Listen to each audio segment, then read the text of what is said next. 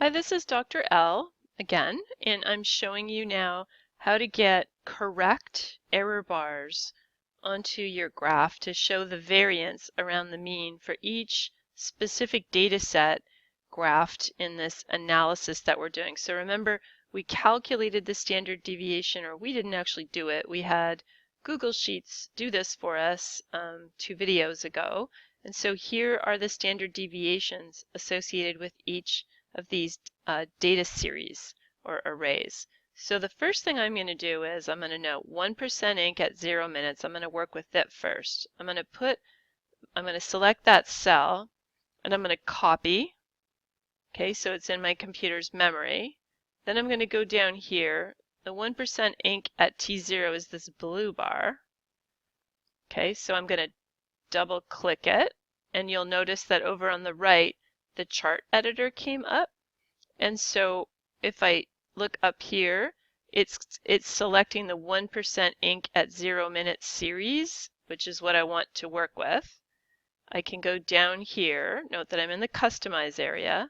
I can choose error bars, right? And it looks good, but that's not correct, right? That's just a default 10% thing. That's not what I want. I want what I actually calculated. So I'm going to change this from percent to a constant. And then I'm going to put the value in. I'm going to paste the value in that I actually calculated and hit enter. And now you'll note that there's an error bar on my graph, and it should be about 7 units, right? 7 vacuoles, and that looks about right based on this scale. Then I'm going to repeat that. I'm going to go back up here. I'm going to look at 1% ink at 10 minutes. There's the standard deviation that I calculated right here. I'm going to copy that into my computer's memory. I'm working on this 1% ink at 10 minutes. I'm selecting that data point. When I double clicked it, then over here the chart editor popped up. I'm going to scroll up to make sure that it's working in the correct series, 1% ink at 10 minutes. Right, there we go. I'm going to scroll down. I'm going to say I want to work with error bars. I don't want a percent, I want a constant. I don't want it to be 10, which is fake. I'm going to put the real number in. I pasted it in, hit enter, and that looks pretty good. I've got a nice big error bar there. Pretty sure if I eyeball that, it'll correlate to being like close to 20, which is correct. All right, and I'm going to do the next two. I'm going to go here, copy that, go down here, right? Double click on that data set, the 10% ink at 0 minutes. Go up here, that's the series that it's working in, which is good. Okay, and then I'm going to go down, I'm going to choose error bars. I'm going to tell it constant. I'm going to tell it not 10, but what I tell you it is, which is 2.9 something.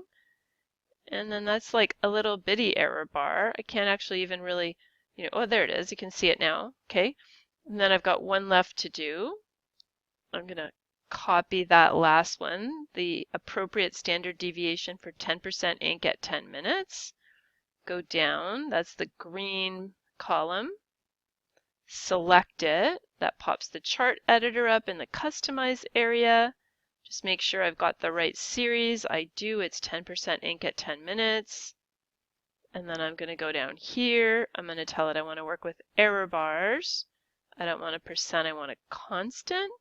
And I want it to be what we calculated it. And in we go. Presto. And now I have this like pretty nice little column or bar graph, and it's got all the averaged data plotted on it, and it's got appropriate and correct standard deviations shown as error bars. The only thing I don't really like about this is that axis label. I still want to change that. It just says average, but it should really say like average, of what it is. So if I click on the chart itself, I can go into customize. I'm going to fix that while I'm here because it's bugging me. And it's the chart and axis titles. And not the chart title, but the vertical axis title. I want it to say it's the average ink filled, vacuoles, counted. It's a bit long, but I like it better. And then that changed that, okay? And this is like pretty good looking graph. Could tweak all kinds of different things, but now I can actually look at this data and visualize some of these differences, right? I can start to see that like clearly from 0 to 10 minutes, things go up, right? And I can compare the two different ink conditions. Next, we'll move on to calculating a t-test for 1 or 2 pairs of these.